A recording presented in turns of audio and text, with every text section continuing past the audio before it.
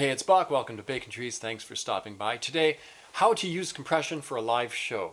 Number one, I got to get this out of the way. Some people compress maybe 40 to 50% of a loud instrument and do some gain makeup.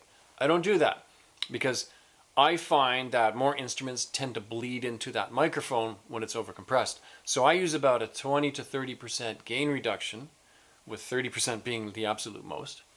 No gain makeup. If I'm using gain makeup, I'm overcompressing. So I'll just do a modest ratio of like 3 to 1 to 5 to 1 and about 20 to 30% gain reduction. Actually, the same compression I use on soundtracks for vocals. It's about the same. To maintain the naturalness and just to take the edge off the loud parts, and that's it, right? Because I do want some punch left in the vocal. If I don't have any punch, I'm going to have to do gain makeup. So that's something to consider of how to use compression, and that's just the way I do it, and it seems to work. But I balance that out with some gain riding. So I'm actually, if somebody, they're being compressed modestly, but they need a little bit more level, I'm gain riding, of course, to balance it out here and there.